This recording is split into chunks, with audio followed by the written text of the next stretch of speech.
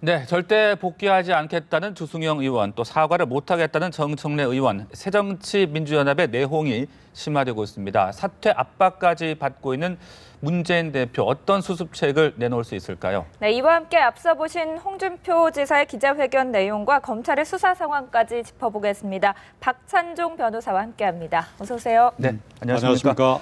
네, 자, 홍준표 지사 조금 전 기자회견 저희와 함께 보셨는데요. 상당히 좀 긴 시간 동안 여러 가지 내용들을 좀 자세하게 해명을 하는 모습이었습니다. 어떻게 보셨어요? 성완종 리스트, 일명 이 홍준표 지사를 포함해서 8명의 정치인들이 이 성완종 씨로부터 금품을 받은 의혹을 사고 있는 그 리스트는 네. 이른바 정권가에 나돌아다니는 그런 찌라시 종류가 아니지요. 죽음을 각오하고 자살을 하기 바로 직전에 언론사 정치부장과의 통화에서 녹음으로 유언으로 남겼고, 그리고 본인이 죽기 전에 육필로, 자필로 메모를 남겼어요. 그러니까 유서와 유언을 남긴 사건이에요.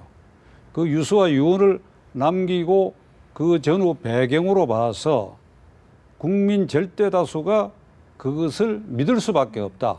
단순한 찌라시가 아니다.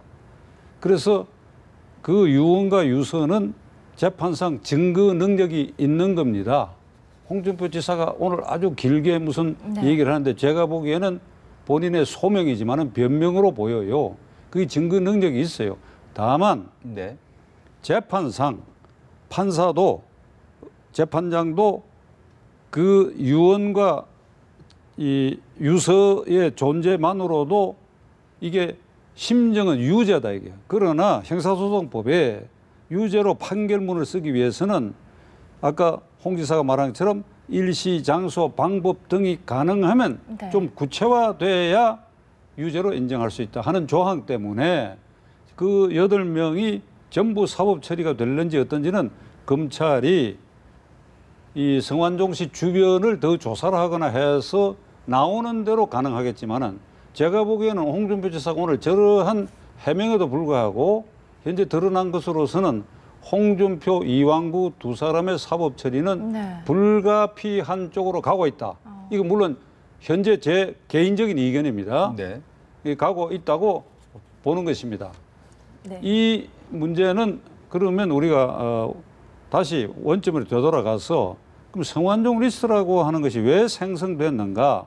제가 보기에는 제2, 제3의 성완종 리스트가 이 물밑에 잠복하고 있어요.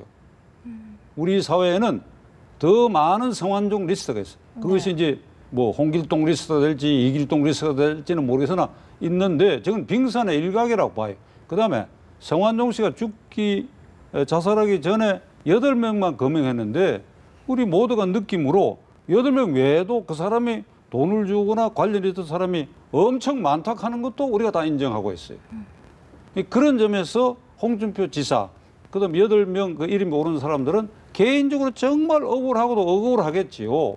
왜 내가 걸렸느냐. 특히 홍준표 지사는 8명 중에도 비박 아니에요. 비박.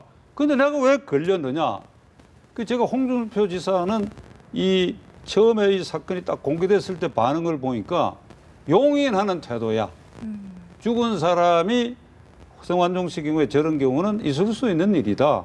그리고 배달 사고라는 것도 있지 않느냐. 이러다가 어느 날부터 갑자기 자기는 모르는 일이다. 이렇게 이제 나와서 검찰 조사까지 이렇게 받게 됐는데 홍준표 지사는 8명 가운데서 가장 직정 경영하는 이 인품을 가진 사람이거든. 오늘 저런 식으로 공개적으로 해명할 수 있는 것도 홍준표 지사니까 가능한 일인데 다시 말하면 진주 일회원도 폐쇄해버리고 그다음에 무상급식도 중단해버렸잖아요. 그게 비판이 있으라고 예상되는데도 왜 뭐 일이 있어요? 그렇게 해버렸더니 이건 한자 내자로 된 직정 경영하는 성격의 소유자예요. 내가 옳고 믿는 것에 대해서는 주위의 사정에는 눈치 안 보고 말하고 행동한다. 내 의지대로 한다. 그래서 홍준표를 좋아하는 사람이 많아요. 그런데 이번에 저 리스트가 딱 드러나고 나서 나머지 7명이 모른다, 잡아댄다 하는 것은 우리가 상식적으로 생각해도 어렵거든 있는 일이지만은 네네. 홍준표 지사만은 다른 모습을 보일 거 아니냐. 내가 홍준표 지사를 잘 아는 사람 입장에서 이랬더니 그도 오늘 이런 식으로 한 데 대해서 그래서 더 지켜봐야 되겠지만은 나는 홍준표의 길을 안 가고 있다고 생각합니다. 네, 그 구속영장 청구 가능성은 어떻게 보세요? 지금 이 사건 발생한 후에 이 회유한 정황이 드러나 있잖아요. 예를 들면 윤석모 씨에게 접근해가지고 그 돈을 홍 지사 직접 준 것이 아니라 보좌관에게 준 것으로 진술해 줄 수 없느냐 하는 게 녹취되어 있다 그러거든요. 이게 정도가 지나쳐서 강요하다고 한다면 이건 명백한 증거인멸죄에 해당되는데 네. 그 주변 정황으로 봐서 홍 지사의 저 사실을 인정하는 충분히 간접 증거도 될 수 있어요. 그리고 증거인멸죄는 사법방해죄로서 엄중하게 다스려야 돼요. 본안 사건이 아무리 가벼워도 1억이 아니라 100만 원짜리를 하더라도 그 증거를 인멸하기 위해서 어떤 행동을 했다고 한다면 네. 그건 사법방해죄로 중벌에 처해야 돼요. 따라서 검찰이 어떤 판단을 할지 모르겠습니다만은 증거인멸의 정황이 상당히 농후한다면 네. 경우에 따라서는 그 구속영장 청구도 할 수 있다고 보는데 네. 제가 뭐 지금 제3자 입장에서 함부로 앞질러서 얘기할 수는 없지요. 네, 뭐 언론을 통해서 여러 가지 내용들이 뭐 알려지고 전해지고 있는데 윤 씨의 진술에 좀 다소 오락가락한 부분도 있는 것 같고요. 그리고 홍 지사는 뭐 윤 씨가 말을 지어내고 있다 지금 이렇게 주장을 하고 있는 상황이거든요. 그건 내가 대답할 처지에 있지 않지요. 언론 보도만 봐서. 네네. 그러니까 증거라고 하는 것은 예를 들면 4, 5년 전 일이면 예를 들면 지금 몇 시냐 이런 물으면 저기 시간이 11시 4분이지만은 저거 안 보고 물으면 몇 분 오락가락하고 한 달 전 일은 하루 이틀 오락가락할 수 있어요. 그러니까 전체 취지로 봐가지고 재판상 유죄 판결은 그 재판장이 모든 취지를 종합해가지고 판단할 수 있는 것이니까 지금 우리가 언론에 보도된 한두 가지를 가지고 내가 이견을 말하기는 어렵다. 그리고 그 93년이었죠. 그 슬롯 머신 사건 당시 박철원 전 의원을 구속해서 이제 일명 스타가 됐는데 그때와 비교를 하시는 분들이 많은 것 같습니다.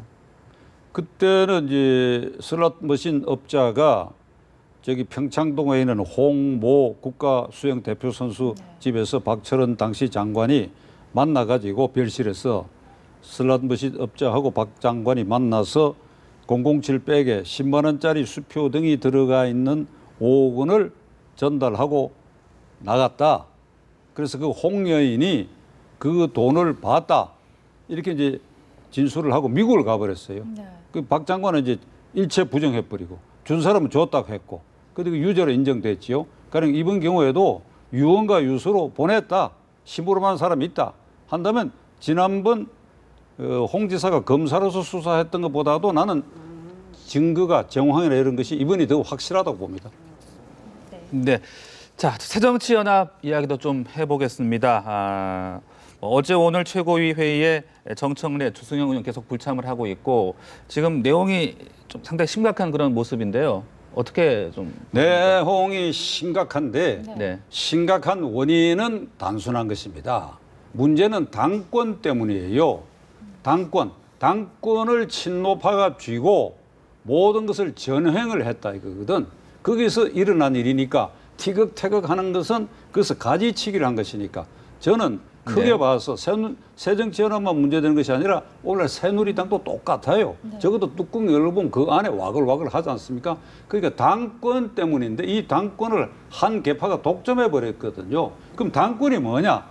1. 당론 결정권, 2. 공천권, 3. 당 재정권, 기타 인사권. 당 재정권은 매년 1, 2당에 대해서는 수백억씩 선거 때는 엄청난 돈이 지급되지 않습니까?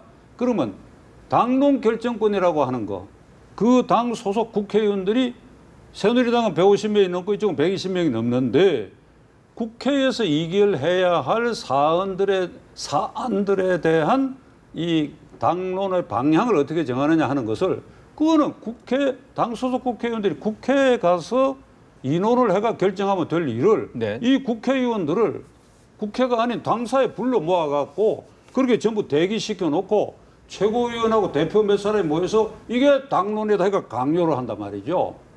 이게 있을 수 있습니까? 이건 명백히 헌법 위반되는 거예요. 네.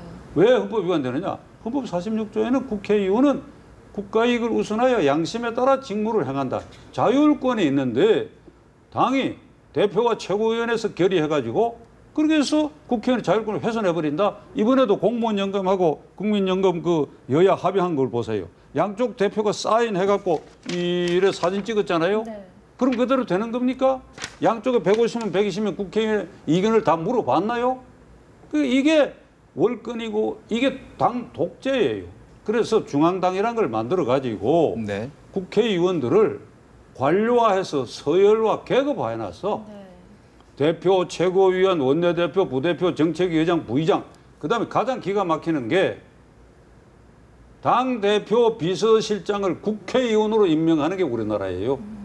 아니 국회의원이라고 지역에서 뽑아서 보내놨더니 네. 당대표 가방 들고 쫄랑쫄랑 따라다닌다. 그 따라다니는 한 아까 말씀드린 그 비서실장인 국회의원은 대표 눈치를 보지 유권자 눈치를 보고 국가이익을 우선하여 양심에 따라 직무를 행한다 하는 자율권 행사 가능하겠느냐. 예를 들어서. 네. 그러면 현재 새정치연합이 보이고 있는 이 분란 행위는 그 찻잔 안에 파랑이 일어나는 건데 이 전체의 행태가 지금 네. 말씀드린 것처럼 헌법 8조 위반되는 것으로서 정당 해산 사유가 되는 것입니다. 네. 새누리당도 마찬가지예요. 네. 첫째로 지금 말씀드린 것처럼 국회의원의 자율권을 훼손하는 행위, 그다음에 공천권을 밀실 야합 한 계파가 독점하는 행위, 그다음에 무엇보다도 헌법 8조에는 정당의 조직은 국민의 정치 이사를 수렴하는 필요한 조직이어야 되는데 지금 이 정당들은 새누리당과 새정치연합의 조직은 당 대표를 뽑기 위한 조직, 네. 최고위원을 뽑기 위한 조직, 그리고 그들이 당론을 결정하는 조직으로 타락시켜 놔버렸어요. 그러면 미국은 어떻게 되느냐? 대통령 책임자 아래 중앙당이 있어가지고 이런 일을 안 하죠. 중앙당이 당론 결정 안 하죠. 중앙당이 공천권 행사 안 하죠. 중앙당에 힐러리파, 오바마파, 스미스파, 제임스파, 케네디파가 있습니까? 없습니다. 중앙당에는 전당대회 의장밖에 없어요. 그리고 정책 좋은 수집하는 기관밖에 없어요. 그러면 국회의원 중심으로 그 정당이 움직이는데 그 국회의원들은 해당 지역에서 주민과 당원들이 공천권을 행사해가지고 그리고 뽑아 세워가지고 결선 투표에서 국회의원을 뽑아가지고 국회에 보내면 그럼 국회에서 그 사람들이 자율적으로 한다 이거죠.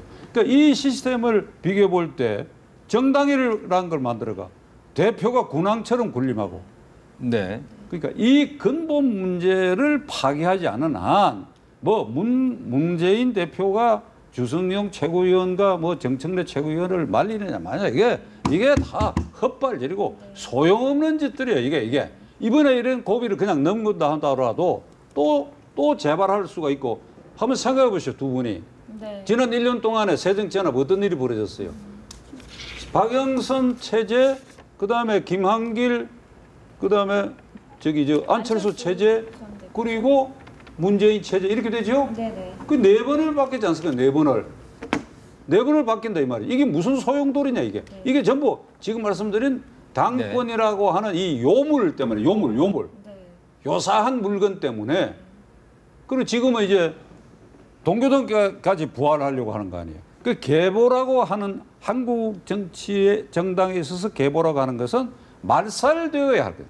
과거 군사 독재 정권 시절에 동교동계, 상도동계, 김영삼계, 김대중계가 있었던 것은 정권 교체가 불가능한 수평적 정권 교체가 불가능한 상황 아래서 야당이 생존을 위해서 만들었던 것인데 지금 87년 이후 28년의 세월에 민주화가 됐다고 하는데 헌법대로 안 하고 있다.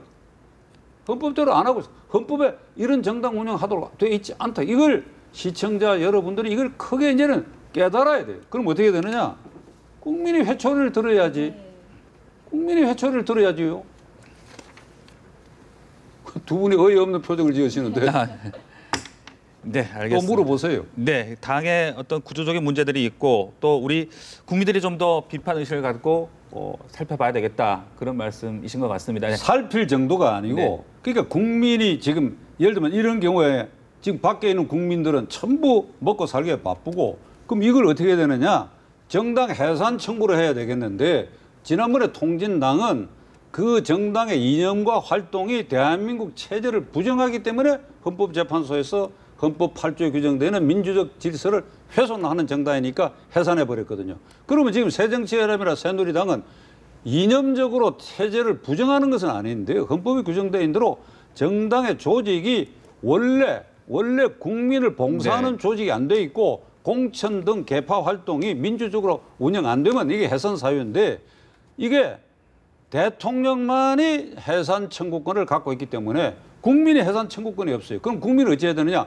대통령에게 청원권을 행사해가지고 네. 대통령 각하 이 정당들 해산해 주십시오 해야 하는데 박근혜 대통령이 새누리당 1호 당원인데 새누리당을 빼놔놓고 새정치연합을 해산 신청할 수 있겠습니까? 네, 알겠습니다. 이런 거는 네. 다음 대통령 선거 때 이걸 공략하는 후보가 나오면 국민들이 그를 한번 뽑을 필요가 있다. 네, 알겠습니다. 저희 시간상 여기까지 말씀 듣겠습니다. 고맙습니다. 네.